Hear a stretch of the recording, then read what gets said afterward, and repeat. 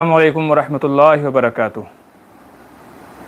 ناظرین، ہم پھر سے حاضر ہیں آپ کی خدمت میں آج کا لائیو سوال جواب پروگرام لے کر کے، اور آج کی اس مجلس کے اندر انشاءاللہ بہت سارے دینی سوال و جواب کو ہم حل کرنے کی کوشش کریں گے۔ دعا ہے اللہ تعالیٰ سے کہ اللہ تعالیٰ کہنے سننے سے زیادہ عمل کی توفیق نصیب فرمائے اور دینی مسائل سیکھنے کا جذبہ ہمارے اندر پیدا فرمائے۔ تو چلیے ہم لوگ شروع کر لیتے ہیں اور دیکھتے ہیں کہ آج کا ہمارا پہلا سوال کیا ہے۔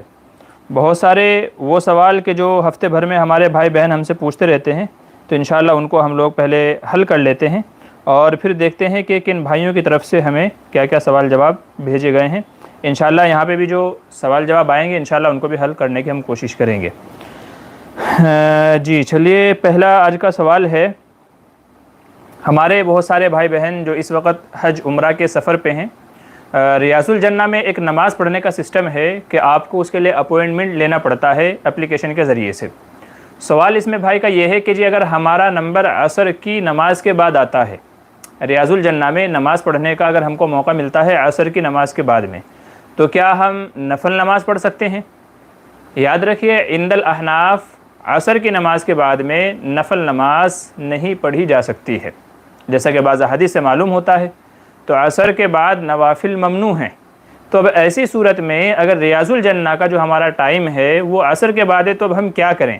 چونکہ ریاض الجنہ میں آدمی جاتا ہے اسی لیے کہ وہاں نماز پڑھنے کا موقع مل جائے، چونکہ حضور صلی اللہ علیہ وسلم نے ریاض الجنہ کے بارے میں فرمایا کہ یہ جنت کی کیاریوں میں سے ایک کیاری ہے۔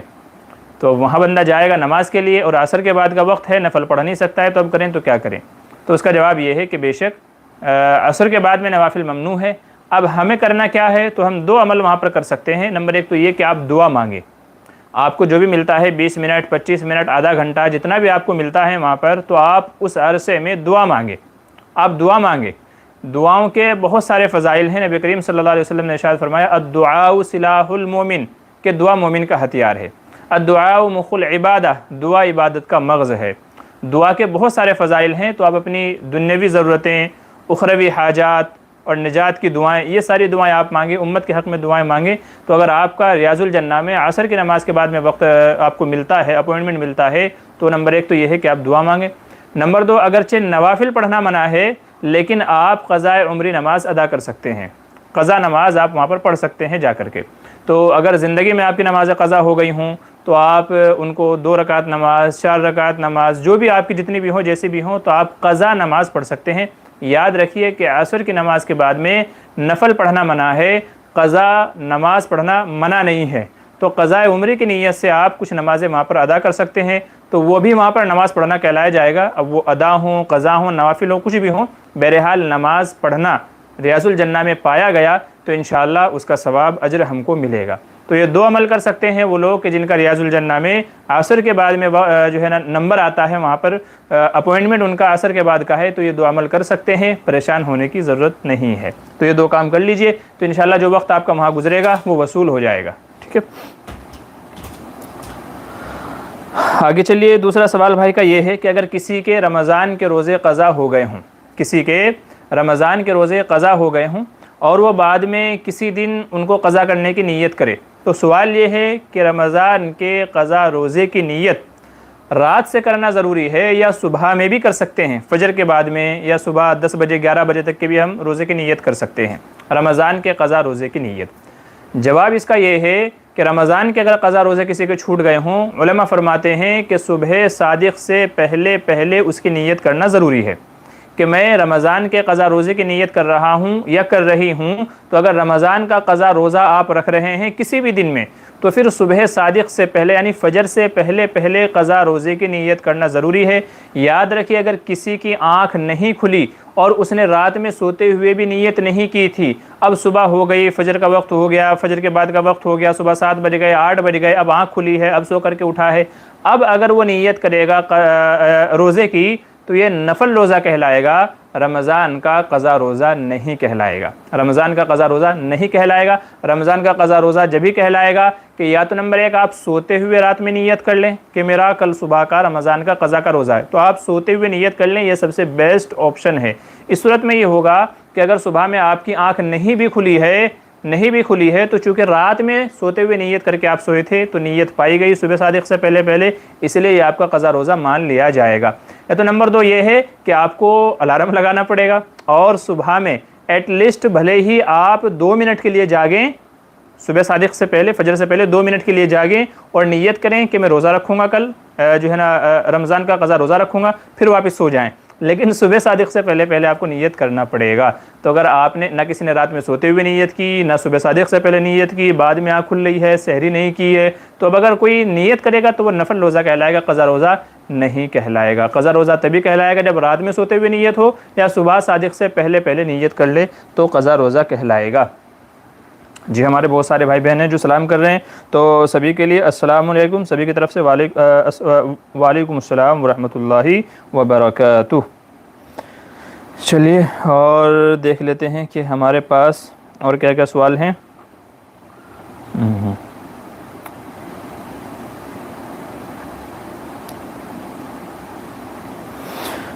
جی محرم الحرام کا مہینہ چل رہا ہے، تو محرم الحرام کے مہینے کے تعلق سے کچھ سوال ہیں۔ ایک سوال یہ ہے، کیا محرم الحرام کے مہینے میں مرد و عورتوں کا پان کھانا اور خواتین کا مہندی لگانا منع ہے؟ کیا مہندی لگانا منع ہے؟ یاد رکھیے ایسا نہیں ہے۔ محرم الحرام کا مہینہ ہو یا کوئی بھی مہینہ ہو، اس میں پان کھانا، جن کے پان کھانے کی عادت ہے، یا تو مہندی لگانا عورتوں کے لیے، تو کوئی ممانعت نہیں ہے، کوئی منائیگی نہیں ہے، کیونکہ ایسی کوئی حدیث، کوئی روایت، کوئی وجہ ہی نہیں ہے۔ سوال یہ ہے کہ محرم میں منع کیوں ہوگا؟ پان کھانا ہو یا مہندی لگانا ہو، سوال یہ ہے منع کیوں ہوگا؟ منع ہم کیوں کہیں گے؟ کوئی اس کی وجہ ہے؟ کوئی وجہ نہیں ہے۔ اگر آپ یوں کہیں کہ جی منع اس وجہ سے ہے کہ اس میں حضرت حسین رضی اللہ عنہ کی شہادت ہوئی ہے، تو اگر آپ کو اتنا ہی غم ہے تو صرف پان کھانا کیوں؟ آپ کھانا کھانا بھی چھوڑ دیجئے، پھر تو آپ کاروبار بزنس کرنا بھی چھوڑ دیجئے، دوسرے بہت سارے کام آپ کریں گے، صرف وہ چیزیں کہ جن کے کرنے سے کوئی فرق نہیں پڑتا ہے۔ پان نہیں کھائیں گے تو کوئی فرق نہیں پڑے گا، مہندی نہیں لگائیں گے تو کوئی فرق نہیں پڑے گا، تو ان کو شو کر کے آپ کہہ رہے ہیں کہ ہمیں حسین رضی اللہ عنہ سے محبت ہے، تو یہ غلط بات ہے، ایسا نہیں ہے۔ تو محرم کے مہینے میں عورتیں مہندی بھی لگا سکتی ہیں، جس کو پان کھانا ہے پان بھی کھا سکتے ہیں، تو محرم کے مہینے میں وہ تمام کام کیے جا سکتے ہیں اور جائز ہیں جو دوسرے مہینوں میں کیے جا سکتے ہیں، کیونکہ کسی مہینے میں یا کسی دن یا کوئی بھی عمل جس کے بارے میں آپ ممانعت کے قائل ہیں، یعنی آپ یوں سمجھ رہے ہیں کہ یہ کام کرنا صحیح نہیں ہے، درست نہیں ہے، یا اس موقع پر نہیں کرنا چاہیے، اس کے لیے دلیل کی ضرورت ہوتی ہے۔ دلیل قرآن سے ہو، حدیث سے ہو، یا صحابہ کرام رضی اللہ عنہم کے عمل سے ہو، قیاس سے ہو، اجماع سے ہو، تو اگر اس طریقے کی کوئی بھی دلیل پائی جائے گی تو واقعتاً منع کیا جائے گا۔ لیکن ہم دیکھتے ہیں کہ یہ جو پان کھانے وغیرہ کے جو تعلق سے جو بھی آپ نے مسئلہ پوچھا ہے، اس تعلق سے کہیں سے بھی ہم کو کوئی دلیل نہیں ملتی ہے، لہذا یہ کہنا کہ منع ہے یہ غلط ہے، ایسا کچھ نہیں ہے۔ آپ مہندی بھی لگا سکتی ہیں عورتیں، اور پان بھی کھا سکتے ہیں، مرد ہو یا عورتیں ہوں۔ اچھا اگلا سوال یہ ہے، کیا محرم الحرام میں مرد و عورت کے لیے کالا کپڑا پہننا منع ہے؟ محرم الحرام میں کالا کپڑا پہننا منع ہے۔ یاد رکھیے کہ چونکہ محرم الحرام کے مہینے میں خاص کر کے شیعہ لوگ کالا کپڑا پہنتے ہیں اور حضرت حسین رضی اللہ عنہ کی شہادت کا ماتم مناتے ہیں، غم مناتے ہیں، تو اس سوگ میں ماتم کی وجہ سے وہ کالا کپڑا پہنتے ہیں۔ تو علماء فرماتے ہیں کہ خاص کر کے محرم کے مہینے میں بچنا چاہیے۔ یاد رکھیں ناجائز نہیں کہہ رہا ہوں، ناجائز ہے بھی نہیں، ٹھیک ہے، ناجائز ہے بھی نہیں، بچنا چاہیے۔ علماء فرماتے ہیں کہ محرم کے مہینے میں کالے کپڑے پہننے سے بچنا چاہیے، لیکن اگر آپ پہن لیتے ہیں تو کوئی اس میں حرج کی بات نہیں ہے، یہ جائز ہے، ٹھیک ہے۔ اور احتیاطاً جو منع کیا گیا ہے، یعنی بچنے کے لیے جو کہا گیا ہے احتیاطاً، وہ اس وجہ سے کہ مشابہت پیدا نہ ہو، یعنی آپ نے بھی کالے کپڑے پہنے ہوئے ہیں اور ایک شیعہ نے بھی کالے کپڑے پہنے ہوئے ہیں، شیعہ حضرات بھی کالے کپڑے پہنتے ہیں، تو تیسرے بندے کو یہ پہچاننا مشکل ہو جائے گا کہ ان میں سے شیعہ کون ہے، اہل سنت والجماعت کون ہے۔ تو مشابہت پیدا ہو گئی کہ اس مہینے میں خاص کر کے شیعہ حضرات کالے کپڑے پہنتے ہیں، تو مسلمانوں کو احتیاطاً بچنا چاہیے تاکہ مشابہت نہ ہو کہ بھئی یہ بھی کالے کپڑے پہنے ہوئے ہیں، اس نے بھی کالے کپڑے پہنے ہوئے ہیں، تو آدمی بندہ پہچانے گا کیسے کہ شیعہ کون ہے، اہل سنت والجماعت میں سے کون ہے۔ تو علماء فرماتے ہیں کہ بچنا بہتر ہے، یاد رکھیں ناجائز نہیں ہے۔ اگر کوئی پہن لیتا ہے تو جی پہنیے، کوئی حرج کی بات نہیں ہے، جائز ہے۔ کالا کپڑا بھی لباس ہے، جیسے سفید کپڑے پہننا، کالے کپڑے پہننا، اور ایسے ہی ہرے رنگ کے کپڑے پہننا، یا اور دوسرے بہت سارے کلرز ہیں جو بھی ہیں تو ان کے کپڑے پہننا جائز ہے، تو اسی طریقے سے کالے کپڑے بھی پہنے جا سکتے ہیں۔ بس محرم الحرام کے مہینے میں یہ احتیاط کا پہلو ہے کہ بچیں تو زیادہ اچھا ہے۔ باقی سال بھر کبھی بھی پہنے. ہمارے بہت سارے بھائی وہ ہیں کہ جو سال بھر ہی نہیں پہنتے ہیں. یاد رکھیں ایسا کچھ نہیں ہے, سال بھر آپ پہنیں, بس محرم الحرام کے مہینے میں احتیاطاً بچنا بہتر ہے. تو یہ مسئلہ ہے. آگے چلیے, ہمارے ایک بھائی پوچھ رہے ہیں کسی سے دعا کروانا یا دعا کی درخواست کرنا کیسا ہے. یاد رکھیے کہ دعا ہم اسی سے کہتے ہیں یا کرواتے ہیں جس کو ہم یہ سمجھتے ہیں کہ یہ بندہ ہم سے زیادہ افضل ہے, ہم سے زیادہ تقوی والا ہے, ہم سے زیادہ نمازی دیندار ہے, ہم سے زیادہ اللہ کے قریب ہے. تو جس بندے کے تعلق سے ہمارا یہ گمان ہوتا ہے, ہم یہ سمجھتے ہیں کہ وہ اللہ کے نزدیک ہم سے زیادہ ہے, تو اسی سے ہم کہتے ہیں کہ بھئی اللہ سے ہمارے لیے دعا کرنا. یاد رکھیے یہ بڑی اچھی بات ہے, بڑی عمدہ بات ہے, اور یوں کہہ لیں بلکہ ایک بعض احادیث میں یہ کہا گیا کہ وہ دعائیں جو جلدی قبول ہوتی ہیں اللہ کے نزدیک, وہ ایک مسلمان بھائی کی دوسرے مسلمان بھائی کے حق میں دعا کرنا ہے, خاص کر کے اس کے پیٹھ پیچھے. یعنی جب وہ نہ ہو, سامنے نہ ہو, پھر ہم اس کے کسی کے حق میں دعا کرتے ہیں تو وہ دعا زیادہ قبول ہوتی ہے. تو کسی سے دعاؤں کی درخواست کرنا یہ پسندیدہ عمل ہے, محبوب عمل ہے, چونکہ وہ اللہ کا نیک بندہ ہے. بزرگوں سے, اپنے بڑوں سے, ماں باپ سے ہم اسی لیے دعا کے لیے کہتے ہیں چونکہ وہ ہم سے بڑے ہیں, ہم سے زیادہ اللہ کے قریب ہوتے ہیں, نزدیک ہوتے ہیں, تو اس لیے ہم ان سے دعاؤں کے لیے کہتے ہیں, اور اللہ تعالیٰ ان کی دعاؤں کو قبول بھی فرماتے ہیں. تو بلا شبہ آپ کسی سے دعا کے لیے کہہ سکتے ہیں, اور کہنا بھی چاہیے. بعض احادیث سے ہمیں یہ معلوم ہوتا ہے, غالباً حضرت عمر رضی اللہ عنہ کے تعلق سے ہے یا ابو بکر صدیق رضی اللہ عنہ کے تعلق سے ہے, کہ جب وہ شاید عمرہ کے لیے جا رہے تھے یا کسی موقع پر جا رہے تھے, تو حضور صلی اللہ علیہ وسلم نے ان سے یہ فرمایا تھا, یا اخی لا تنسانا فی دعائکم, کہ اپنی دعاؤں میں ہمیں نہیں بھولنا. یہ کون فرما رہے ہیں؟ سرکار دو عالم صلی اللہ علیہ وسلم. کس سے کہہ رہے ہیں؟ ایک صحابی سے کہہ رہے ہیں. حالانکہ نبی کے مقابلے میں صحابی کا اتنا بڑا درجہ نہیں ہے. زیادہ مقبول دعا کس کی ہوگی؟ نبی کی ہوگی, باوجود یہ کہ نبی, لیکن سرکار کیا فرما رہے ہیں؟ ایک صحابی سے کہہ رہے ہیں جو مرتبے کے اعتبار سے نبی سے کم درجے کا ہے, مگر حضور صلی اللہ علیہ وسلم کیا فرما رہے ہیں؟ یا اخی, اے میرے بھائی, لا تنسانا فی دعائکم, اپنی دعاؤں میں ہمیں نہیں بھولنا. مطلب یہ ہے کہ جب اللہ کے گھر جا کر کے, متبرک مقدس مقامات پر جا کر کے دعا کرو گے تو ہمارے حق میں بھی دعا کرنا.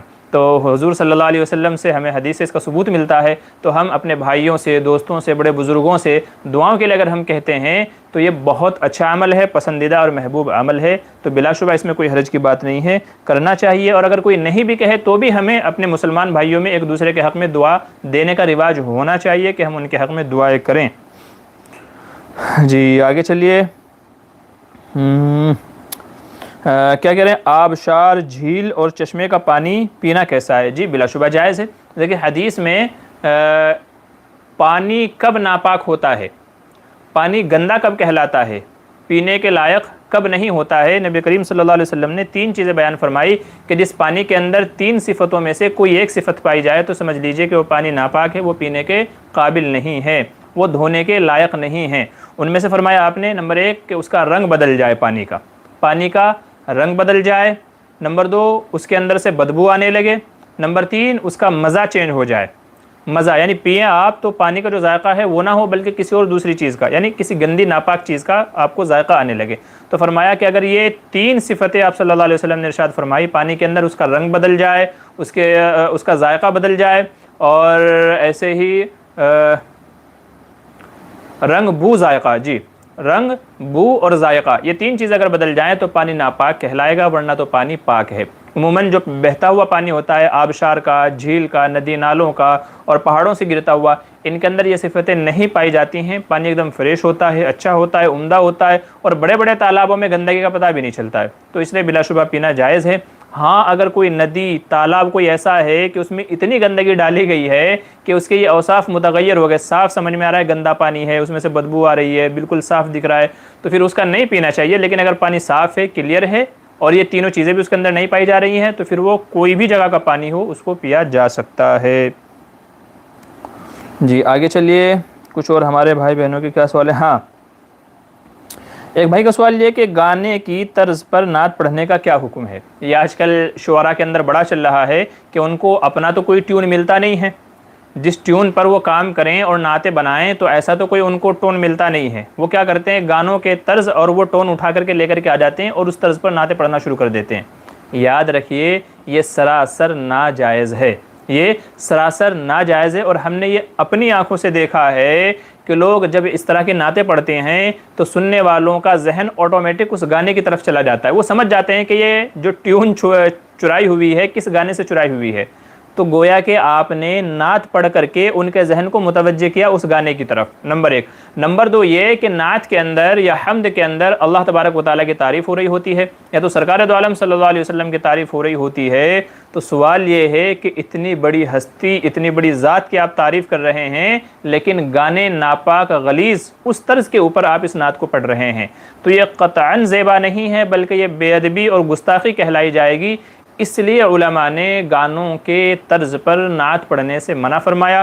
جو شعراء اس طریقے سے کرتے ہیں یاد رکھیے کہ وہ ناجائز کام کو انجام دے رہے ہیں، وہ خود بھی گناہ کے اندر ملوث ہیں اور دوسرے لوگوں کو بھی گناہوں کے اندر ملوث کرنے کا ذریعہ بن رہے ہیں۔ تو اس لیے شعراء سے میری ادباً گزارش ہے کہ اللہ کے واسطے آپ یا تو خود کا اپنا طرز اور لہجہ بنائیں، اپنی ٹیون بنائیں، یا تو جو پہلے شعراء گزر چکے ہیں جن کے اچھے اچھے نعتوں کے طرز ہیں، ایسا نہیں ہے کہ نعت کے طرز ختم ہو گئے ہیں تو آپ انہی کے طرز پر نعت پڑھیں، لیکن اللہ کے واسطے گانوں کے طرز پر نعتیں پڑھنا بند کر دیں، بالکل بند کر دیں۔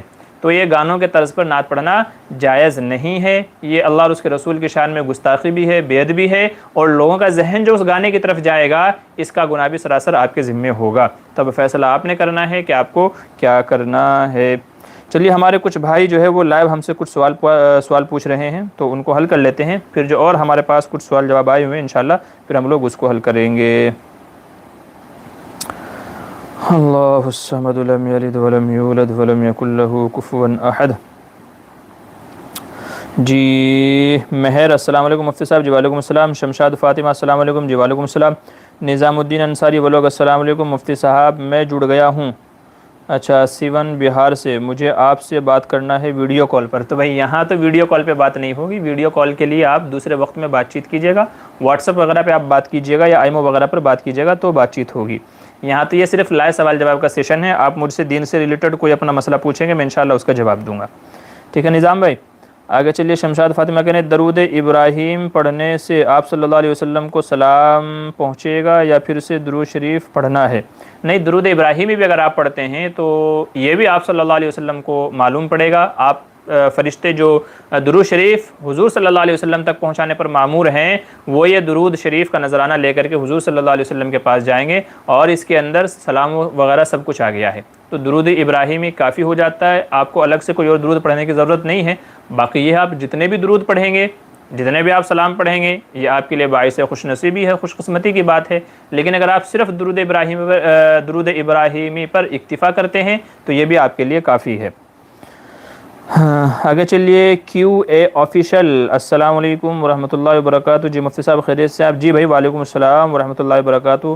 اللہ کا احسان ہے، آپ جیسے دوست ہیں، مخلص دوست و احباب ہیں، ان کا کرم ہے، اللہ نے بہت اچھے سے رکھا ہوا ہے، اللہ تعالیٰ پوری امت مسلمہ کو اسی طریقے سے خیر و عافیت کے ساتھ میں رکھے۔ چلیے آگے کچھ اور ہمارے سوال ہیں۔ ایک بھائی پوچھ رہے ہیں السلام علیکم مفتی صاحب۔ جی وعلیکم السلام۔ سوال یہ ہے کہ میں سعودی عرب میں مقیم ہوں اور جہاں میری رہائش گاہ ہے وہاں پر ایک مسجد ہے، اس مسجد میں جو امام امامت کراتا ہے اس امام کے نہ تو داڑھی ہے اور نہ ہی قرأت کے الفاظ ٹھیک ہیں، سارے تلفظ مجہول پڑھتا ہے اور بہت سی مرتبہ غلط بھی پڑھتا ہے، یہ بتائیں اس کے پیچھے نماز درست ہو جائے گی یا اپنے الگ پڑھیں؟ ضرور رہنمائی فرمائیں، دعا کا طالب کلیم اللہ حنفی دیوبندی الہند۔ اچھا دیکھیں یہاں پر دو مسئلے ہیں، اس سلسلے میں جو آپ نے سوال پوچھا ہے یہاں پر دو مسئلے ہیں۔ ایک مسئلہ تو یہ ہے کہ ایسے شخص کے پیچھے نماز پڑھنا کہ جو شرعی داڑھی نہیں رکھتا، جسے ہم کہتے ہیں داڑھی کٹے امام کے پیچھے نماز، داڑھی منڈے شخص کے پیچھے نماز پڑھنا۔ یاد رکھیے کہ جس کے داڑھی نہیں ہے، جو داڑھی کٹاتا ہے، داڑھی منڈواتا ہے، علماء فرماتے ہیں چونکہ وہ ایک سنت کو کاٹ رہا ہے، سنت کی توہین اہانت کر رہا ہے، اس کا مذاق اڑا رہا ہے، علماء فرماتے ہیں کہ ایسا شخص فاسق ہے۔ فاسق کا مطلب یہ ہے گنہگار، مجرم ہے۔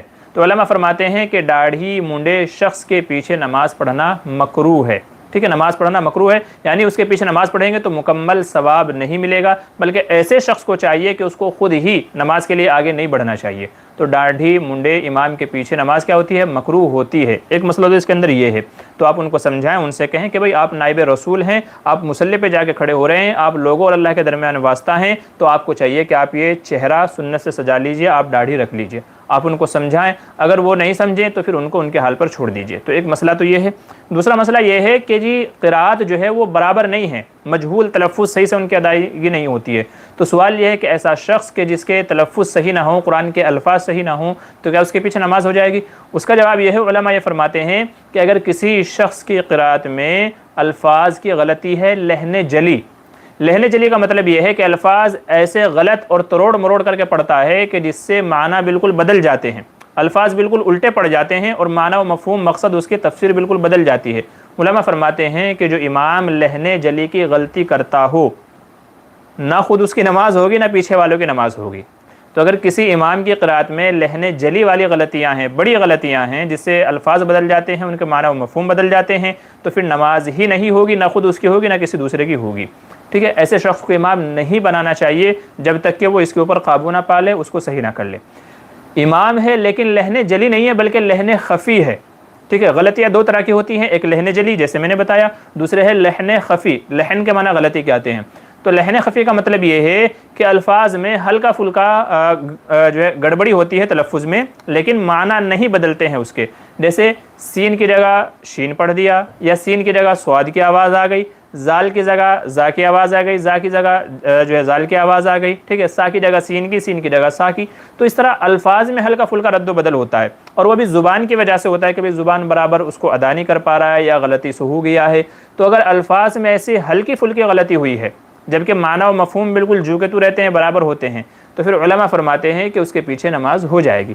تو اگر کسی کی قراءت میں لہن خفی ہے، ٹھیک ہے، یعنی الفاظ میں ہلکا پھلکا رد و بدل ہوتا ہے، تا کی جگہ توا، توا کی جگہ تا، زال کی جگہ زا، زال کی جگہ زا، سین کی جگہ شین، شین کی جگہ سواد، تو یہ اس طرح کی ہلکی پھلکی معمولی سی غلطی ہے، لہن خفی جس کو کہتے ہیں، علماء فرماتے ہیں اس کے پیچھے نماز ہو جائے گی۔ لیکن اگر لہن جلی ہے، بڑی غلطیاں ہیں، الفاظ بالکل بدل جاتے ہیں، ٹھیک ہے نا، پورا لفظ بالکل بدل جاتا ہے اور اس کے معنی کچھ اور بن جاتے ہیں، تو پھر اس کے پیچھے نماز نہیں ہوگی۔ اور دوسرا مسئلہ تھا کہ داڑھی منڈے شخص کے پیچھے نماز، تو علماء فرماتے ہیں کہ ایسے شخص کو نماز خود نہیں پڑھانی چاہیے، اس کے پیچھے نماز مکروہ ہوتی ہے، یعنی مکمل ثواب نہیں ملتا ہے۔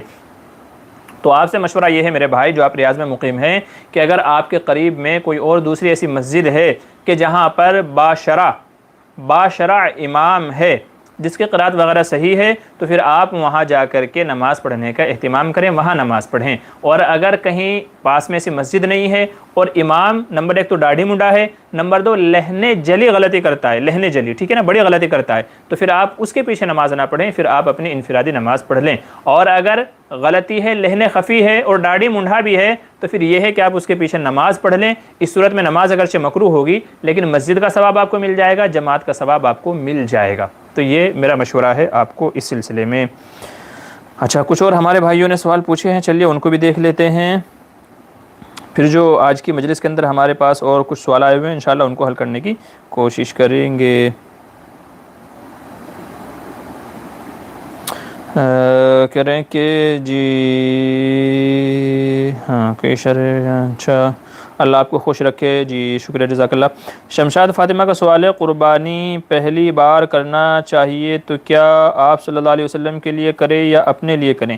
دیکھیں، اگر آپ پہلی بار قربانی کر رہے ہیں اور آپ کے ذمے قربانی کرنا واجب ہے، یعنی آپ صاحب نصاب ہیں، تو پہلے اپنی طرف سے قربانی کریں، پھر اللہ نے وسعت دی ہو، ہمت استطاعت دی ہو تو آپ صلی اللہ علیہ وسلم کی طرف سے بھی کریں۔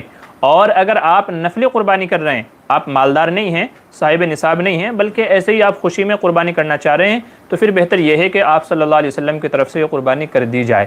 تو نفلی قربانی ہے تو حضور صلی اللہ علیہ وسلم کی طرف سے کر دیں کہ وہ باعث اجر و ثواب ہے، اور اگر آپ صاحب نصاب ہیں تو پھر پہلے اپنی طرف سے کریں، پھر اللہ نے استطاعت دی ہو تو 2 کریں، ایک اپنی طرف سے، ایک سرکار دو عالم صلی اللہ علیہ وسلم کی طرف سے۔ بہت سارے لوگ یوں سمجھتے ہیں کہ میں پہلی بار قربانی کر رہا ہوں تو پہلے حضور کی طرف سے کروں گا۔ یاد رکھیے، اگر صاحب نصاب ہیں تو حضور کی طرف سے کرنے کے ساتھ ساتھ میں اپنی طرف سے کرنا بھی ضروری ہے۔ اگر آپ نے حضور کی طرف سے کی اور اپنی طرف سے نہیں کی، حالانکہ آپ کے اوپر بھی واجب تھی، تو یاد رکھیے آپ گنہگار ہوں گے۔ اس لیے میں نے یہ عرض کیا ہے کہ اگر واجب قربانی ہے تو پہلے اپنی طرف سے کریں، اللہ نے ہمت دی ہے تو حضور کی طرف سے بھی کریں، اور اگر ایسے ہی نفلی ہے، واجب نہیں ہے، آپ مالدار نہیں ہیں، بس ایسے ہی کرنا چاہتے ہیں خوشی میں، شوق میں، تو پھر آپ حضور صلی اللہ علیہ وسلم کی طرف سے کر دیجئے۔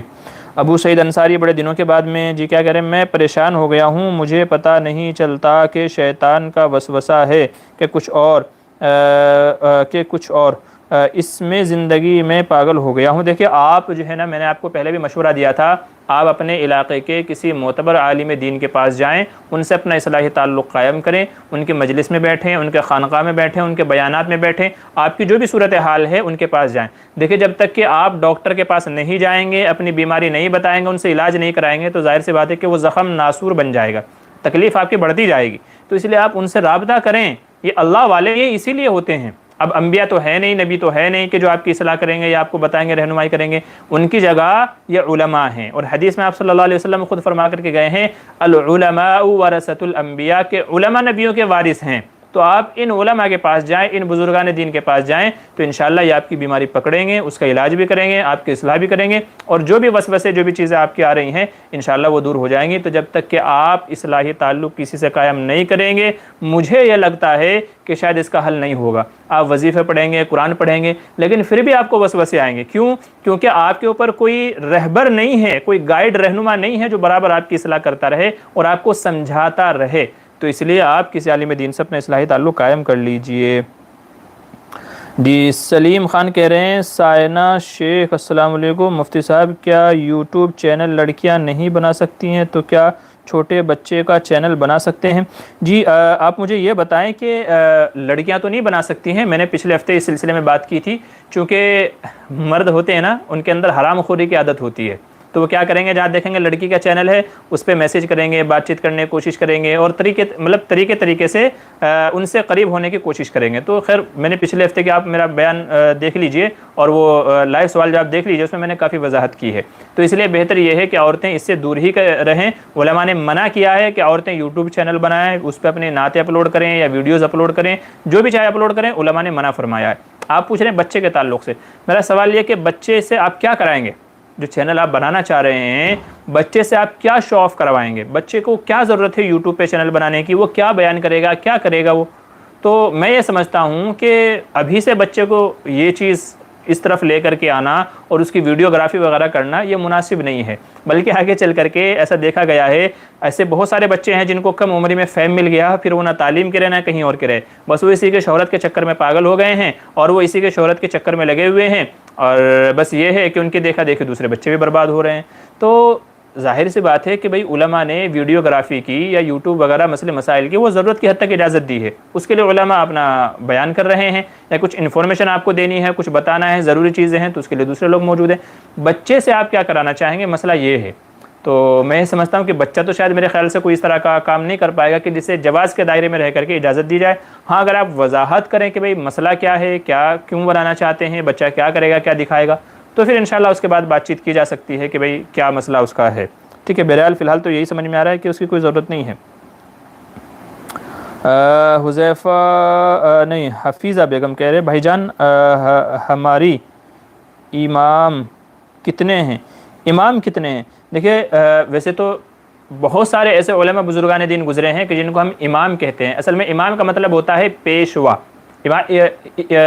امام کا مطلب ہوتا ہے پیشوا، آگے رہنے والا، رہبری کرنے والا، رہنمائی کرنے والا. ہم کہتے ہیں امام بخاری، امام مسلم، امام ابو داود، امام ترمذی، امام نسائی، امام ابن ماجہ، امام اوزاعی، امام ابن تیمیہ، ٹھیک ہے، امام ابن حجر، اور اس طرح کے بے شمار لوگوں کے ساتھ میں ہم امام لگاتے ہیں. کیوں لگاتے ہیں؟ اس لیے کہ وہ مسئلے مسائل کے ذریعے سے، دین کی اور قرآن و حدیث کی تشریح کے ذریعے سے امت کی رہبری اور رہنمائی کرتے آئے ہیں. تو بہت سارے لوگوں کے ساتھ میں ہم امام لگاتے ہیں، چونکہ امام کا مطلب ہے پیشوا، رہبر، قائد، رہنما، گائیڈ.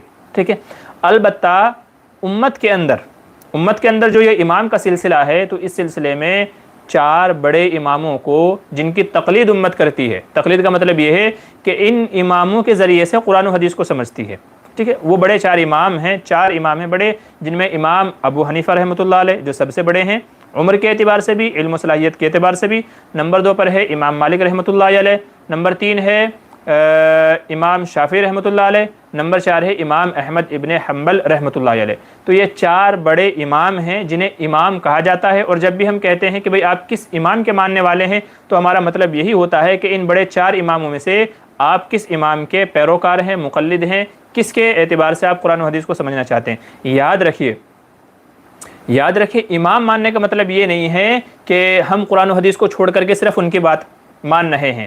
بہت سارے ہمارے بھائی جو غیر مقلد اہل حدیث ہیں وہ یہی سمجھتے ہیں، وہ یہ سمجھتے ہیں کہ یہ کسی امام کا ماننے والا ہے تو مطلب یہ ہے کہ یہ قرآن و حدیث کو نہیں مانتا ہے۔ یہ سب سے بڑی غلط فہمی ہے۔ میں آپ کی یہ غلط فہمی دور کر دوں کہ ہم اس اعتبار سے نعوذ باللہ اس اعتبار سے ہم ان کو امام نہیں مانتے ہیں، بلکہ اگر کوئی بھی بندہ قرآن و حدیث کو چھوڑ کر کے صرف ان کی بات کو مانے اور ان کو مانے اس اعتبار سے، میں سمجھتا ہوں کہ شاید وہ دائرہ اسلام سے خارج ہو جائے۔ بلکہ ہمارا ان کو امام ماننے کا مطلب یہ ہے کہ چونکہ ان کا جو دور ہے وہ صحابہ کا دور ہے، خیر القرون ہے، تابعین تبع تابعین کا دور ہے، اس زمانے میں قرآن و حدیث جتنے مضبوط طریقے سے معتبر ذرائع سے ان لوگوں کے پاس آیا، انہوں نے سمجھا، وہ ہمارے پاس نہیں آیا۔ لہذا جتنے بہتر قرآن و حدیث کی تشریح وہ کر سکتے ہیں ہم نہیں کر سکتے ہیں۔ ہم آئے ہیں 1300 سال بعد، 1200 سال بعد، 500 سال بعد۔ بھلا ایک بندہ جو صحابہ کے دور میں تھا اگر وہ کسی چیز کا مطلب بیان کرے اس کا مطلب زیادہ صحیح ہوگا، یا آج 1400 سال بعد ایک بندہ کسی حدیث کا مطلب بیان کرتا ہے اس کا مطلب صحیح ہوگا؟ ظاہر سی بات ہے ہم یہی کہیں گے کہ چونکہ اس کا زمانہ صحابہ کا زمانہ ہے، اس نے صحابہ کو کرتے ہوئے دیکھا، تابعین کو کرتے ہوئے دیکھا، تبع تابعین کو کرتے ہوئے دیکھا، پریکٹیکلی اس نے دیکھا ہے، ان کی زندگیوں کو دیکھا ہے اس نے، تو جتنا بہتر مطلب کسی حدیث کا یا قرآن کی کسی آیت کا یہ بتا سکتا ہے، 1400 سال بعد آنے والا بندہ بالکل نہیں بتا سکتا ہے۔ چونکہ یہ بتائے گا صرف سنی سنائی باتیں، یہ بتائے گا پریکٹیکلی عملی دیکھی ہوئی باتیں بتائے گا، ٹھیک ہے؟ تو ہمارا امام ماننے کا مطلب یہی ہوتا ہے کہ چونکہ ہم سے بہتر وہ قرآن و حدیث کو سمجھنے والے تھے تو قرآن و حدیث کا جو مطلب انہوں نے بیان کیا ہے وہ زیادہ صحیح ہوگا بالمقابل اس کے کہ ہم اپنی رائے سے، اپنی سمجھ سے، اپنی عقل سے ہم قرآن و حدیث کا کوئی مطلب نکالیں اور اس کو سمجھیں۔ اس معنی کر ہم ان کو اپنا بڑا مانتے ہیں، اور آج پوری دنیا میں یہ چاروں اماموں کے ماننے والے حضرات ہی موجود ہیں، جن میں زیادہ تعداد حنفی حضرات کی ہے، یعنی جو امام ابو حنیفہ رحمۃ اللہ علیہ کو مانتے ہیں۔ بلکہ اجماع امت ہے اس بات پر کہ آدمی کو چاہیے کہ انہی چاروں اماموں میں سے کسی امام کی پیروی کرے، یعنی انہی کے ذریعے سے قرآن و حدیث کو سمجھے تو وہ انشاءاللہ راہ راست پر رہے گا، چونکہ انہوں نے قرآن و حدیث کی جو تفسیر کی ہے بڑے بڑے علماء نے، دگج اکابرین نے، سلف صالحین نے اس کی شہادت دی ہے کہ ہاں انہوں نے قرآن و حدیث کا صحیح مطلب سمجھا ہے اور قرآن و حدیث کی صحیح تفسیر اور اس کی تشریح آگے امت کے سامنے پیش کر کے گئے ہیں، تو اس پہ زیادہ ہمیں بھروسہ ہے اور اعتبار ہے۔ تو امام کا مطلب یہ ہوتا ہے جس سے ہمارے غیر مقلد بھائی ناواقف ہیں، اہل حدیث بھائی ناواقف ہیں، اس لیے وہ غلط فہمی میں کچھ بھی بولتے چلے جاتے ہیں۔ تو بہرحال ان کا مسئلہ ہے، وہ جانیں، اپنے مسئلے کا وہ جواب دیں گے۔ تو یہ مطلب ہوتا ہے، اور یہ ہے 4 امام، ٹھیک ہے؟ آگے چلیے، شمشاد فاطمہ کہہ رہے ہیں قرآن کی تفسیر کے لیے تفسیر کون سی بیسٹ ہے؟ جی آپ کے لیے آسان ترجمہ قرآن مفتی تقی عثمانی دامت برکاتہم نے جو لکھی ہے وہ سب سے آسان ہے، 3 جلدوں میں ہے، آپ اس کو پڑھیے، انشاءاللہ اس سے آپ کو بہت فائدہ ہوگا، بہت آسان ہے۔ کیو اے آفیشیل کہہ رہے ہیں اللہ تعالیٰ آپ کی محنت کو قبول فرمائے۔ جی آمین، شکریہ، جزاک اللہ خیر۔ سلیم خان کے سانیہ مفتی صاحب میرے لیے دعا کیجیے گا، میری طبیعت خراب ہے، اللہ مجھے شفا عطا فرمائے۔ جی آمین ثم آمین، اللہ آپ کے اندر جو بھی جسمانی بیماریاں ہیں، روحانی بیماریاں ہیں، اللہ تبارک و تعالیٰ تمام بیماریوں سے آپ کو شفا نصیب فرمائے، ٹھیک ہے؟ مشورہ آپ کو یہ دوں گا کہ اگر آپ کے پاس زمزم ہے، اگر نہیں ہے تو کسی سے منگوا لیں یا کسی سے خرید لیں آپ، ٹھیک ہے نا؟ آج کل بہت ساری دکانوں پہ زمزم ملنے لگا ہے اوریجنل، تو آپ زمزم منگوا لیں، آپ زمزم پینا شروع کریں، انشاءاللہ جو بھی آپ کے اندر بیماریاں ہوں گی اللہ تبارک و تعالیٰ سب کو ختم فرما دے گا، ٹھیک ہے؟ اور زمزم اگر آپ کو کہیں سے نہیں ملتا ہے تو مجھ سے رابطہ کیجیے گا، انشاءاللہ میں آپ تک پہنچاؤں گا۔ تو زمزم آپ پیجئے، اور زمزم جب آپ پیئیں گے تو اس وقت آپ جو دعا پڑھنی ہوتی ہے، اللہم انی اسألک علما نافعا ورزقا واسعا وشفاء من کل داء، یہ دعا پڑھ کر کے آپ زمزم پیجئے گا۔ اور اگر آپ کے پاس زمزم نہیں ہے، یا جب تک آپ کے پاس زمزم نہیں آ جاتا ہے تب تک کہ صبح و شام آپ یہ دعا پڑھنے کا اپنا معمول بنا لیجئے، 100 مرتبہ پڑھنے کا معمول بنا لیجئے۔ اللہ تبارک و تعالیٰ اس دعا کی برکت سے آپ کے اندر روحانی جسمانی بیماریاں جو بھی ہیں سب کو ختم فرما دیں گے۔ چلیے، کیو آفیشیل کہہ رہے ہیں مفتی صاحب یہ بات بہت مشہور ہے عوام کے اندر قربانی والی، اچھا قربانی والی، جی اسی لیے میں نے اس کی وضاحت کر دی ہے۔ ایم ایس حسین کافی دنوں کے بعد میں، السلام علیکم مفتی صاحب۔ جی وعلیکم السلام۔ ابو سعید انصاری، جی مفتی جزاک اللہ، جی آپ کو بھی جزاک اللہ۔ عرفان احمد کہہ رہے ہیں مفتی صاحب السلام علیکم۔ جی وعلیکم السلام۔ میں فورس میں جاب کرتا ہوں، میں نماز پڑھنے کی پوری کوشش کرتا ہوں بٹ کہیں کبھی ٹائم نہیں ہوتا کہ پوری نماز پڑھ سکوں، کیا صرف فرض نماز ادا کر سکتے ہیں؟ دیکھیے کوشش تو آپ کو پوری کرنی ہے، کم سے کم آپ اتنی کوشش کریں کہ وقت پر آپ فرض نمازیں ادا کر لیں، چونکہ حدیث میں آپ صلی اللہ علیہ وسلم نے ارشاد فرمایا کہ افضل الاعمال عند اللہ الصلاۃ فی اول وقتہا، اللہ تعالیٰ کے نزدیک سب سے افضل عمل اول وقت پہ نماز پڑھنا ہے۔ تو نمبر ایک پہلی کوشش آپ یہ کریں کہ اول وقت میں آپ نماز پڑھ لیں، اگر آپ کے پاس موقع ہے تو صرف فرض پڑھ لیں۔ اس کے بعد میں وقت کے اندر آپ کوشش کریں کہ کہیں بھی 2 منٹ 4 منٹ جلدی بھلے ہی صحیح جلدی آپ کریں، لیکن سنتوں کے ادا کرنے کا بھی آپ اہتمام کریں۔ مثال کے طور پہ ظہر کا وقت ہوا، آپ نے فرض پڑھ لیے، اور عصر سے پہلے کبھی موقع لگا کر کے جو سنتیں ہیں بعد کی 2 سنت 2 نفل یہ آپ ادا کر لیں۔ تو آپ کوشش کریں کہ اول وقت میں فرض پڑھ لیں، اور وقت کے اندر ٹھیک ہے نا، جب وقت گزر جائے گا دوسری نماز کا وقت ہو جائے گا تو پھر سنتوں کی قضا نہیں ہے، ٹھیک ہے، بعد میں سنتوں کی قضا نہیں ہوتی ہے۔ اس لیے آپ کوشش کریں کہ وقت کے اندر بھلے ہی بیچ میں 1 گھنٹے 2 گھنٹے کا گیپ ہو جائے وقت کے اندر تو بعد میں آپ سنتیں پڑھنے کا اہتمام کریں، ٹھیک ہے۔ تو سنتوں کا بھی اہتمام کرنا چاہیے جیسے بھی جہاں بھی موقع مل جائے، ورنہ کم از کم فرائض تو آپ کو ادا کرنے ہی کرنے ہیں، وہ بھی اگر ادا نہیں کریں گے تو پھر آپ گنہگار ہوں گے۔ تو بڑی اچھی بات ہے آپ فرائض کے ادا کرنے کا اہتمام کرتے ہیں، اللہ آپ کو استقامت دے۔ اللہ سے دعا بھی مانگیں کہ یا اللہ میں سنتیں ادا کرنا چاہتا ہوں، میرے وقت کے اندر برکت عطا فرما اور مجھے مواقع عطا فرما تاکہ میں سنتیں بھی ادا کر سکوں، تو اللہ راستے انشاءاللہ نکالے گا۔ ایم ایس حسین کہہ رہے ہیں اگر نفل سنت نماز کے دوران وضو ٹوٹ جائے تو کیا دوبارہ وضو کر کے اس نماز کو پڑھنا واجب ہو جاتا ہے؟ دیکھیں ایک اسے بنا کا مسئلہ کہتے ہیں کہ اگر نماز میں وضو ٹوٹ جائے تو آپ جائیں دوبارہ وضو کر کے اس سے آگے نماز کو کنٹینیو کر سکتے ہیں، لیکن ہمارے دیار میں لوگ اس کے مسائل سے واقف نہیں ہیں، کیونکہ اگر آپ کا وضو ٹوٹ گیا ہے اور آپ وضو کر کے دوبارہ آ کر کے اسی نماز کو آگے کنٹینیو کرنا چاہتے ہیں تو اس کے کچھ شرائط ہیں کہ آپ جائیں گے جلدی سے جائیں گے، بیچ میں کسی سے بات نہیں کریں گے، جلدی سے آ کر کے نماز میں شامل ہو جائیں گے، تو اس کے کچھ شرائط ہیں۔ اس لیے عوام کو مسئلہ یہ دیا جاتا ہے، یہ کہا جاتا ہے کہ بھئی اگر اس طرح کی صورت پیش آ جائے، آپ کا وضو ٹوٹ گیا ہے تو آپ دوبارہ از سر نو نماز پڑھیں۔ آپ دوبارہ نماز پڑھیں، چونکہ عوام واقف نہیں ہوتی ہے اور شرائط کی پابندی بھی ان سے نہیں ہوتی ہے، تو اس لیے مشورہ یہی دیا جاتا ہے کہ بھئی ایسا ہے آپ دوبارہ نماز پڑھ لیں، اگرچہ آگے کنٹینیو کر سکتے ہیں جب کہ آپ ان شرائط کو ملحوظ رکھتے ہوئے وضو کر کے آئے ہوں۔ آگے چلیے وہ سید انصاری کہہ رہے ہیں تبلیغ میں چلا جاؤں یا حل ہو سکتا ہے؟ جی آپ تبلیغ میں بھی جا سکتے ہیں، آپ وقت لگائیے، کیا پتہ کون سا اللہ والا آپ سے ان کے ایسی ملاقات ہو جائے کہ جو آپ کی اصلاح کا ذریعہ بن جائے، تو آپ وقت لگا کر کے دیکھیے، بہت سارے لوگوں کی زندگیاں سدھری ہیں اس کی وجہ سے، شاید اللہ تبارک و تعالیٰ نے آپ کے حق میں یہ فیصلہ لکھا ہو، تو آپ جو ہے اپنا جماعت میں وقت لگا لیجئے۔ ریحان احمد السلام علیکم۔ جی وعلیکم السلام۔ ایم ایس حسین کہہ رہے ہیں کیا سنت کو چھوڑنے کا گناہ ہے، اور اگر کوئی کہے کہ سنت مؤکدہ پڑھنا ضروری نہیں، پڑھے تو ثواب، نہ پڑھے تو کوئی گناہ نہیں، اس کو قرآن و حدیث کی روشنی میں کیا جواب دیں کہ کنونس ہو جائے؟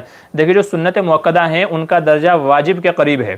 سنت مؤکدہ کا مطلب یہ ہے کہ جس پر حضور صلی اللہ علیہ وسلم نے ہمیشہ عمل کیا، جس کو حضور نے ہمیشہ پڑھا، اسے سنت مؤکدہ کہا جاتا ہے۔ اسی وجہ سے علماء نے اسے واجب کا درجہ دیا ہے اور یہ کہا کہ بلا عذر، ٹھیک ہے نا، بلا عذر، جان بوجھ کر کے اگر کوئی چھوڑتا ہے تو پھر اسے گناہ ملے گا۔ اگر آپ سنت چھوڑ رہے ہیں اس کا مطلب یہ ہے کہ آپ کو حضور سے محبت نہیں ہے، آپ کو حضور سے محبت نہیں ہے، تبھی تو آپ اس کو ہلکا سمجھ کے چھوڑ رہے ہیں۔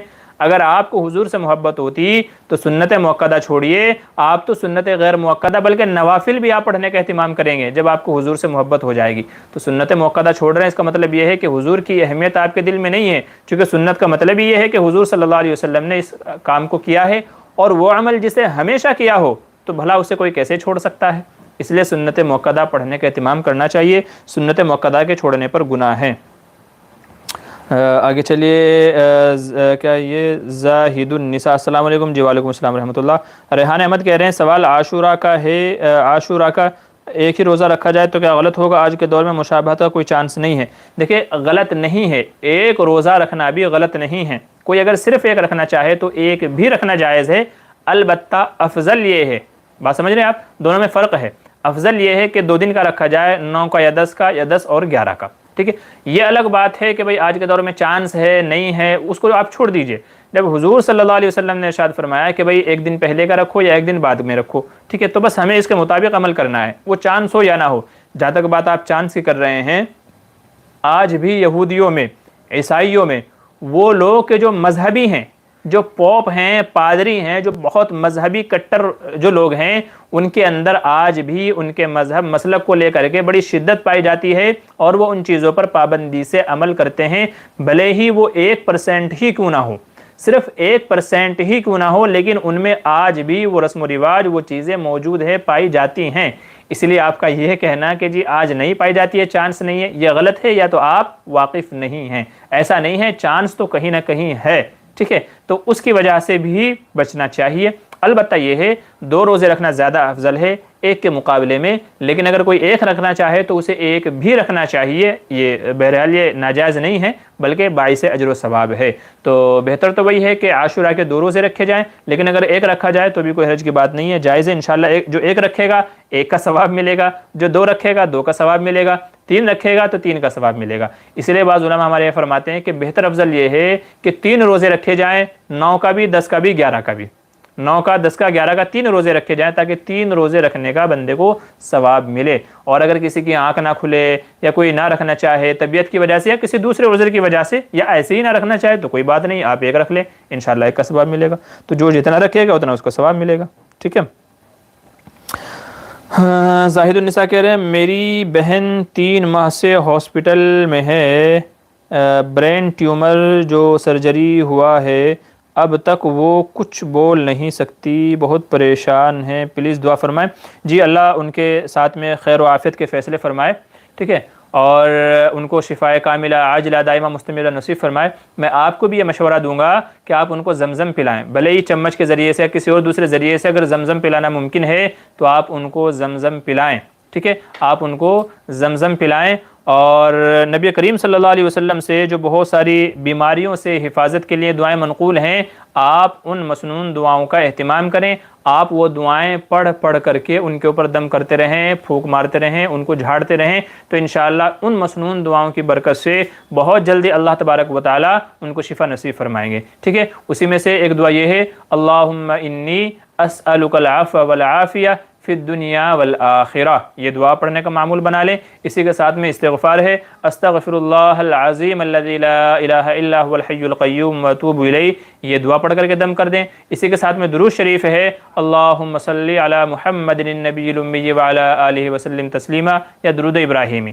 تو یہ چیزیں آپ پڑھ کر کے روزانہ یا دوسرے دن یا تیسرے دن جب بھی آپ ملاقات کے لیے جاتے ہیں تو یہ 2 عمل آپ کر لیجئے، ایک تو زمزم پلانے کی کوشش، دوسرے یہ دعائیں، انشاءاللہ ان کی برکت سے اللہ تبارک و تعالی ان کو جلدی ہی صحت یاب عطا فرمائے گا۔ اور میرے جو ناظرین جو اس وقت مجھے دیکھ رہے ہیں یا بعد میں دیکھیں گے، ان سے بھی گزارش ہے کہ ہماری ان بہن کے لیے دعا کریں کہ اللہ تبارک و تعالی ان کو شفائے کاملہ عاجلہ دائمہ مستمرہ نصیب فرمائے۔ کبرا فاطمہ، السلام علیکم۔ جی وعلیکم السلام۔ ماشاءاللہ مفتی صاحب، کیا ہے، میرے کو بہت سردی ہوتی ہے، کھانسی بھی، میرے کو زمزم چاہیے میرے کو، انشاءاللہ جزاک اللہ۔ جی ٹھیک ہے، آپ مجھ سے بعد میں رابطہ کر لیجئے، میرا نمبر آپ کو مل جائے گا، ٹھیک ہے نا؟ تو میرا نمبر ہمارے چینل پہ آپ کو مل جائے گا، کسی بھی ویڈیو میں آپ کمنٹ کر دیجئے گا بعد میں، ٹھیک ہے؟ پروگرام مکمل ہو جائے گا تو آپ کمنٹ کر دیجئے، میں انشاءاللہ آپ کو اپنا نمبر شیئر کر دوں گا، تو پھر یہ ہے کہ زمزم آپ تک انشاءاللہ پہنچا دیا جائے گا۔ اللہ السلام، ٹھیک ہے۔ اور ویسے نمبر آپ یہاں بھی لکھ لیجئے، ٹھیک ہے نا؟ نمبر آپ لکھ لیجئے، کسی اس پہ پین پہ نوٹ کر لیجئے، یا بعد میں ویڈیو کو تھوڑا سا بیک کر کے سن لیجئے گا دوبارہ۔ میرا نمبر ہے 8923896749، اوکے؟ 8923896749، یہ میرا نمبر ہے، تو آپ مجھے کال بھی کر سکتے ہیں، واٹس ایپ وغیرہ کے ذریعے بھی مجھ سے رابطہ کر سکتے ہیں انشاءاللہ، ٹھیک ہے؟ آگے چلیے، ہمارے ایم ایس حسین بھائی کیا کہہ رہے ہیں، کوئی اگر غسل کے کوئی رکن کو بھول جائے اور جب غسل سے فارغ ہو کر باہر آ جائے تب یاد آئے تو کیا صرف اس رکن کو ادا کرنے سے غسل ہو جائے گا یا دوبارہ پورا غسل کرنا ہوگا؟ نہیں، علماء یہ فرماتے ہیں کہ بس وہی رکن ادا کر لیا جائے، تو اس کا غسل پورا کا پورا صحیح ہو جائے گا، ٹھیک ہے؟ تو بعد میں یاد آیا کلی نہیں کی تھی، ناک میں پانی نہیں ڈالا تھا، تو بعد میں جب یاد آیا اسی وقت اپنا اس عمل کو اس غسل کی نیت سے کر لیا جائے، اس عمل کو، اس رکن کو آپ کر لیں گے تو پورا غسل آپ کا صحیح کہلائے گا، صحیح ہو جائے گا۔ زیڈ کیا کہہ رہے ہیں، جادو ہمیں سجی عامل جی کیا کہہ رہے ہیں، آپ کی بات سمجھ میں نہیں آئی ہے، تھوڑا واضح لکھیں گے تو انشاءاللہ سمجھ میں آئے گا، ٹھیک ہے؟ تو یہ آج کے کچھ سوالوں کے جواب ہیں۔ کیا کہہ رہے ہیں ایم ایس حسین، اس طرح وضو کرنے کے معاملے میں کیا حکم ہے؟ جی وضو کا بھی یہی معاملہ ہے کہ اگر کوئی رکن چھوٹ جائے تو بعد میں آپ جا کر کے اس رکن کو دھو لیجئے تو انشاءاللہ وضو بھی آپ کا صحیح ہو جائے گا۔ اور کیا کہہ رہے ہیں مفتی صاحب، مجھے بھی زمزم چاہیے۔ جی میں نے آپ کو نمبر دیا ہے، ٹھیک ہے؟ میں نے نمبر شیئر کیا ہے، آپ مجھ سے رابطہ کیجئے انشاءاللہ، تو میں آپ تک انشاءاللہ پہنچا دوں گا زمزم، ٹھیک ہے نا؟ آگے چلیے. ہاں بہت سارے سوال ہمارے ہو گئے ہیں. اچھا ایک سوال ہے زہار کا. زہار کے تعلق سے بھائی پوچھ رہے ہیں کہ زہار کی مدت گزرنے کے بعد کیا حکم ہوگا. سب سے پہلے تو زہار سمجھ لیں آپ. ہمارے یہاں اس طرح یعنی لوگوں کو اس مسئلے کا پتہ نہیں ہے. حالانکہ اس طرح کی باتیں ہمارے عرف عام میں کبھی کبھی ہو جاتی ہیں لیکن لوگوں کو پتہ نہیں چلتا ہے. زہار کسے کہتے ہیں؟ زہار کا مطلب یہ ہے کہ آدمی اپنی بیوی کو اپنی کسی محرم عورت سے تشبیہ دے. محرم یعنی جس سے آدمی کا کبھی نکاح نہیں ہو سکتا، جیسے ماں ہے، بہن ہے، بیٹی ہے. تو آدمی اپنی بیوی سے یوں کہے کہ تو مجھ پر میری ماں کی طرح ہے، ٹھیک ہے، تو مجھ پر میری بیٹی کی طرح ہے. اور یہ الفاظ کہنے سے آدمی کا مقصد ہوتا ہے کہ جیسے یہ میرے لیے حرام ہیں، ان سے نکاح میرے لیے حرام ہے، ایسے ہی تو بھی مجھ پر حرام ہے. اسے کہتے ہیں شرعی اصطلاح میں زہار. اسے کیا کہتے ہیں؟ شرعی اصطلاح میں زہار کہتے ہیں. علماء فرماتے ہیں کہ اگر کسی آدمی نے اپنی بیوی سے اس طرح کے الفاظ کہہ لیے تو اب بیوی سے ہم بستری کرنا اس کے لیے منع ہو گیا. اب وہ بیوی سے ہم بستری نہیں کر سکتا. اگر بیوی سے ہم بستری کرنا چاہے گا تو پہلے غلام آزاد کرے گا، ٹھیک ہے نا. پہلے کفارہ دے گا. اس کا کفارے کے اندر 3 چیزیں ہیں. تو پہلے کفارہ دے گا. جب تک کہ کفارہ نہیں ادا کرے گا تب تک کہ بیوی سے صحبت ہم بستری کرنا اس کے لیے جائز نہیں ہوگا. تو اسے کہتے ہیں شرعی اصطلاح میں زہار کرنا.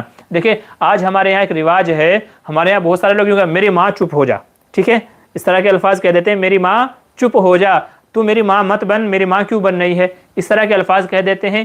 یاد رکھیے اس طرح کے الفاظ کہنے سے کچھ نہیں ہوگا، ٹھیک ہے. اس سے بیوی حرام نہیں ہوگی، چونکہ یہاں پر آدمی جو الفاظ کہتا ہے میری ماں چپ ہو جا، تو میری ماں مت بن، ٹھیک ہے نا، یا پیار محبت میں کہہ دیتا ہے آدمی کہ تو میری ماں کی طرح میرا خیال رکھتی ہے. تو اس طرح کے جو الفاظ ہوتے ہیں ان میں بیوی کو حرام کرنے کی نیت نہیں ہوتی، بلکہ یا تو آدمی اپنی عاجزی ظاہر کرتا ہے کہ بھائی معاف کر مجھے اللہ کے واسطے، میری ماں مت بن، ٹھیک ہے نا. تو یا تو اپنی عاجزی کو ظاہر کرنے کے لیے یا اپنی محبت کو بتانے کے لیے، بیوی کی محبت کو جتانے کے لیے اس طرح کا الفاظ آدمی استعمال کرتا ہے. بیوی کو حرام کرنے کی نیت نہیں ہوتی. زہار وہی زہار کہلائے گا کہ جس میں آدمی اپنی بیوی کو کسی سے مشابہت دے، محرم عورت سے، اور اس کا مقصد ہو بیوی کو اپنے اوپر صحبت کی ممانعت کرنا، ٹھیک ہے. یعنی جیسے میرے لیے ان سے صحبت منع ہے ایسے ہی تو بھی منع ہے. اصل میں ہوتا کیا تھا زمانہ جاہلیت میں، اسلام کے آنے سے پہلے اس طریقے سے جب کوئی بندہ اپنی بیوی کو یہ الفاظ بولتا تو بیوی سے نکاح ختم ہو جاتا تھا. یہ الفاظ طلاق کے قائم مقام تھے. یعنی آدمی کبھی کبھی طلاق نہ دے کر کے ان الفاظ کو بول کر کے اپنی بیوی سے چھٹکارا حاصل کر لیتا تھا. وہ کہتا تھا تو مجھ پر میری ماں کی طرح ہے، انتی علیہ کظہر امی، ٹھیک ہے، تو میری ماں کی طرح ہے کہ جیسے اس سے میرے لیے ہم بستری حرام ہے، آج سے تو بھی میرے اوپر ایسے ہی حرام ہے. تو ان الفاظ سے زمانہ جاہلیت میں طلاق پڑ جاتی تھی. بیوی ہمیشہ کے لیے آدمی کے اوپر حرام ہو جاتی تھی، ہمیشہ کے لیے. اسلام آیا اور آپ صلی اللہ علیہ وسلم کے زمانے میں اس طرح کا ایک واقعہ پیش آیا. تو وہ صحابیہ عورت حضور صلی اللہ علیہ وسلم کے پاس آئی اور یہ کہا یا رسول اللہ میرے شوہر نے میرے ساتھ زہار کر لیا ہے، تو گویا مجھے طلاق پڑ گئی ہے.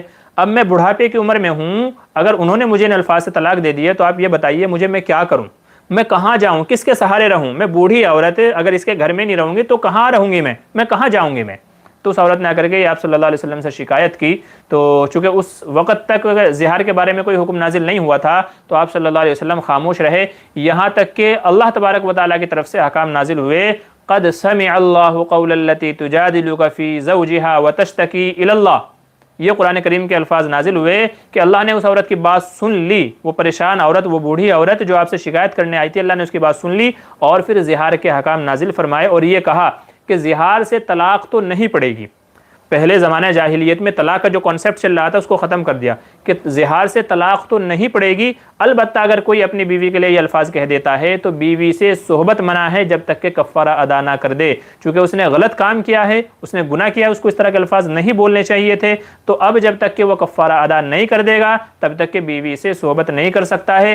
البتہ بیوی نکاح کے اندر ہی رہے گی، بھلے ہی 5 سال گزر جائیں، بھلے ہی 10 سال گزر جائیں، لیکن بیوی نکاح کے اندر ہی رہے گی، نکاح ختم نہیں ہوگا. اسے کہتے ہیں زہار. اس کا پس منظر یہ ہے. تو علماء یوں فرماتے ہیں کہ اگر کسی آدمی نے اپنی بیوی سے زہار کر لیا، 1 مہینہ گزرے، 4 مہینہ گزرے، 10 مہینے گزرے، 10 سال گزرے، تو وہ زہار کی وجہ سے بیوی ہی رہے گی، نکاح ختم نہیں ہوگا.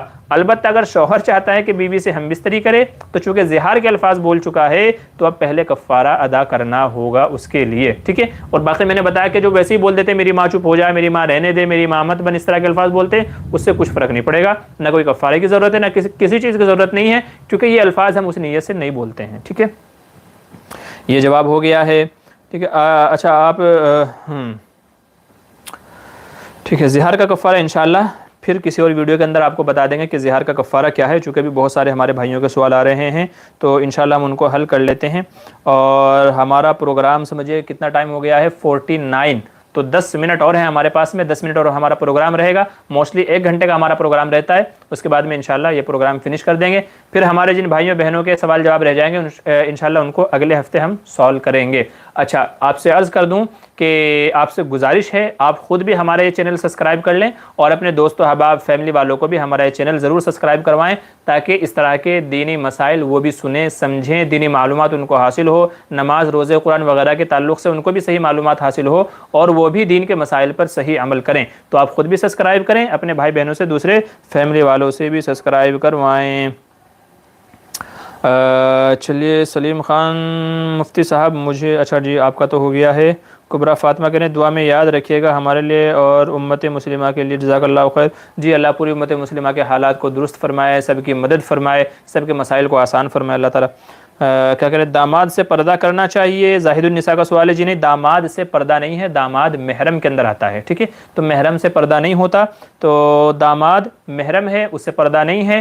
داماد کے ساتھ میں حج پہ جا سکتے ہیں، عمرہ پہ بھی جا سکتے ہیں، گھر میں آنا جانا بھی ہے، تو پردے کی ضرورت نہیں ہے۔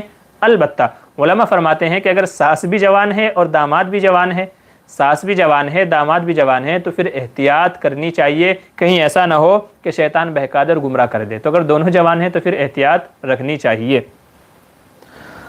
آگے چلیے، احمد حسین کہہ رہے ہیں کیا صحابہ پر انگلی اٹھانے والا گالی دینے والا کافر ہو جاتا ہے؟ آج صحابہ سے اختلاف کرنے کو کچھ لوگ ضروری سمجھتے ہیں اور کھل کر صحابہ کی توہین کرتے ہیں۔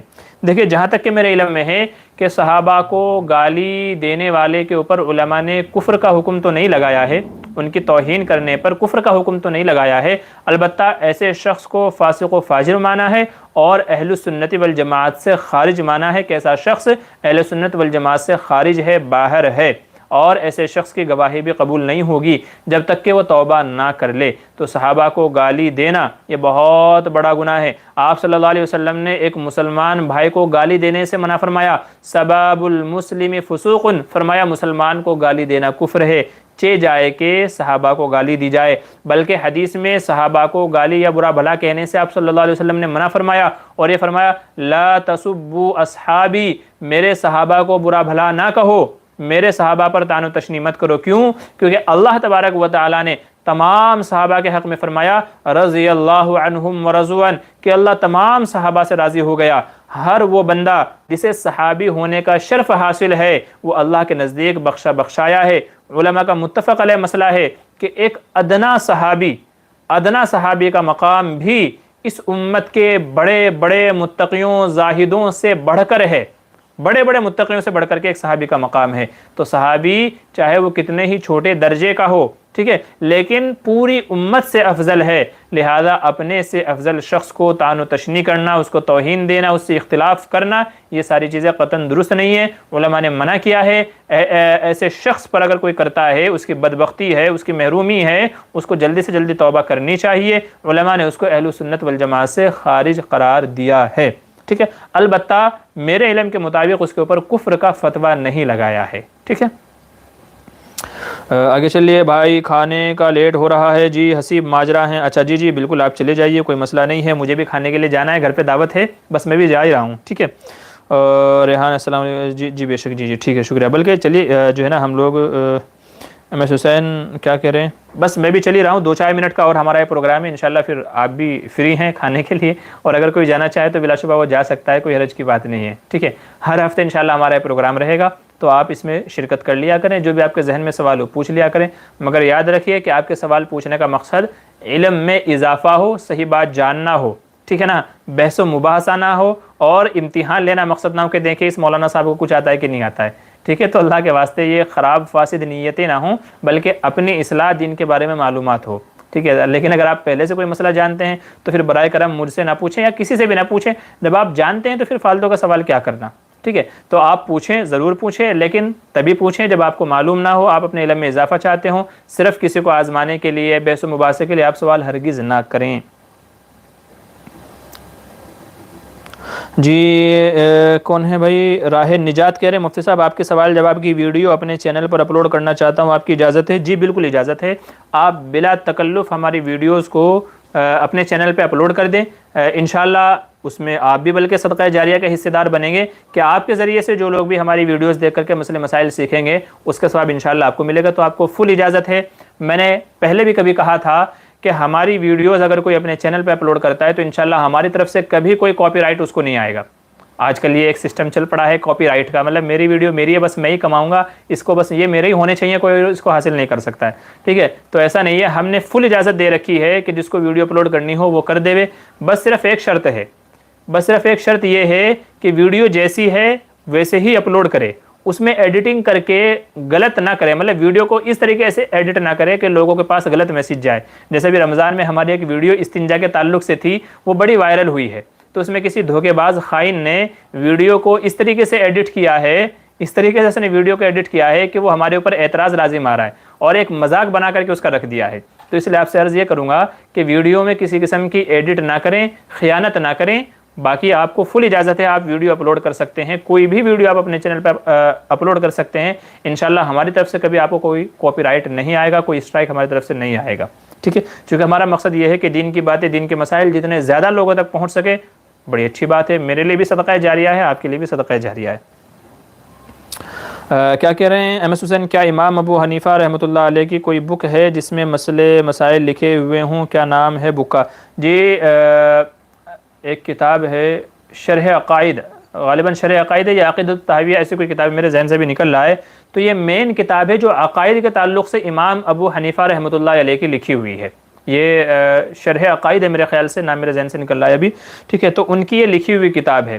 دوسری بات یہ ہے کہ امام ابو حنیفہ کی اگر کوئی کتاب نہیں ہے تو اس کا مطلب یہ نہیں ہے کہ ان کی علمی صلاحیت مسلم نہیں ہے، وہ عالم نہیں ہے، انہیں سمجھ نہیں ہے، تو ایسا نہیں ہے، ایسا نہیں ہے کہ اگر بھائی کوئی کتاب نہیں ہے تو ان کی کوئی ویلیو نہیں ہے، بلکہ آپ کے نیچے شاگردوں کی کتاب، وہ چاہے امام ابو یوسف ہو، امام محمد ہو، امام ظفر ہوں، یا آگے چل کر کے نیچے طبقات کے علماء ہوں، ان کی جو کتابیں ہیں دراصل وہ بھی امام ابو حنیفہ کے ہی کہلائیں گی، اس لیے کہ امام صاحب سبق پڑھاتے تھے، املا کراتے تھے، اور آپ کے شاگرد اسٹوڈنٹ اس کو لکھا کرتے تھے، اس کو اسٹوڈنٹ لکھا کرتے تھے، تو امام صاحب املا کرایا کرتے تھے، مسئلے مسائل بتایا کرتے تھے، تحقیق کیا کرتے تھے، اور آپ کے شاگرد لکھتے تھے، تو گویا کہ آپ کے شاگردوں کی لکھی ہوئی کتابیں بھی امام ابو حنیفہ کی ہی لکھی ہوئی ہے۔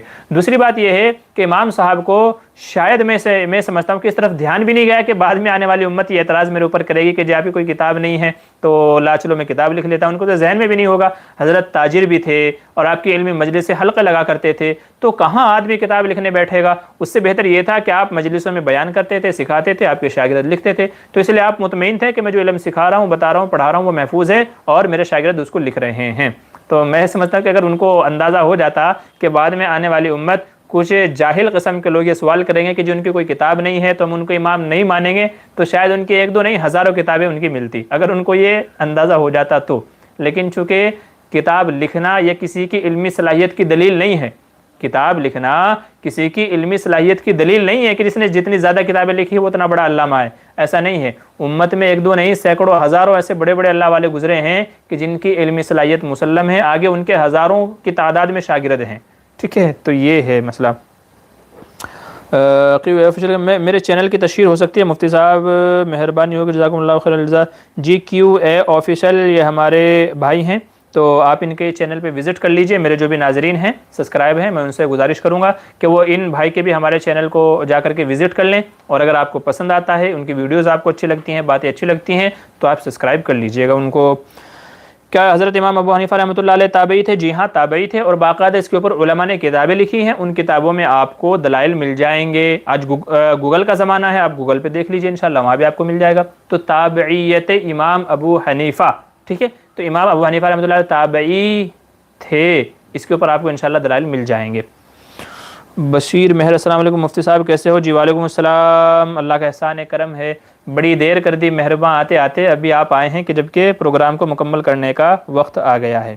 چلیے اجازت دیجیے، انشاءاللہ بہت سارے سوالوں کے ہم نے یہاں پر جواب حل کیے ہیں، اللہ تعالیٰ سے دعا ہے کہ ان سب کو ہمارے لیے نافع بنائے اور ذخیرہ آخرت بنائے، اور ان مسائل کو اپنی زندگیوں میں لا کر کے شریعت و سنت کے مطابق عمل کی توفیق اور زندگی گزارنے کی توفیق نصیب فرمائے۔ ٹھیک ہے، چلیے ہم اپنے پروگرام کو جو ہے نا مکمل کر رہے ہیں، کیا کہہ رہے ہیں؟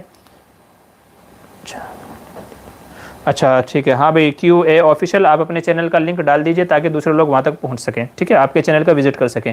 تو چلیے آج کے لیے بس اتنا ہی، اتنے مہینے لائیو نہیں آتے تھے، کیا بات مسئلہ؟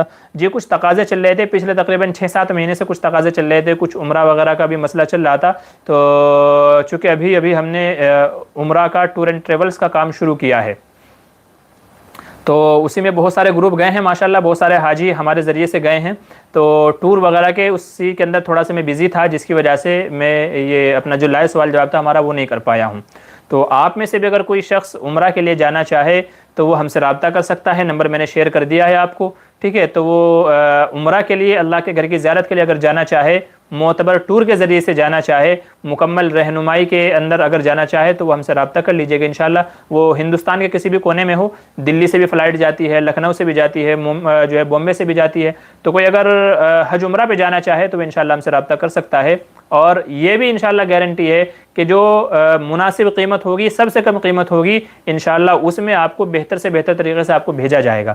تو چونکہ ٹور اینڈ ٹریولز کا تھوڑا کام چل رہا تھا، اسی میں تھوڑا میں مصروف تھا، سیٹنگ وغیرہ کرنے میں، چیزوں کو مینیج کرنے میں، اس کی وجہ سے کافی وقت تک میں آپ سے روبرو نہیں ہو سکا، اور ابھی ماشاءاللہ ٹور جانے شروع ہو گئے ہیں، تو اس لیے میں آپ سے پھر سے روبرو ہوں۔ تو جو حضرات جانا چاہیں، ان کے ریلیٹیو اگر کوئی جانا چاہیں تو وہ ہم سے رابطہ کر سکتے ہیں، واٹس ایپ نمبر میں نے آپ کو دے دیا ہے، کالنگ نمبر میں نے دے دیا ہے، پھر سے بول دیتا ہوں، تو آپ رابطہ کر کے پیکج وغیرہ کی پوری تفصیل، عمرے کی پوری تفصیل آپ معلوم کر سکتے ہیں۔ ہمارا نمبر ہے 8923896749، پھر سے سن لیجئے 8923896749، یہ ہمارا نمبر ہے۔ تو عمرہ انکوائری بھی آپ کر سکتے ہیں، اگر عمرہ پہ جانا ہے، حج پہ جانا ہے، تو اس کے لیے بھی آپ رابطہ کر سکتے ہیں، ٹھیک ہے۔ اور میں نے عرض کیا کہ اگر کسی کو زمزم چاہیے تو زمزم کے لیے بھی وہ رابطہ کر سکتا ہے، انشاءاللہ اس کو پہنچا دیا جائے گا۔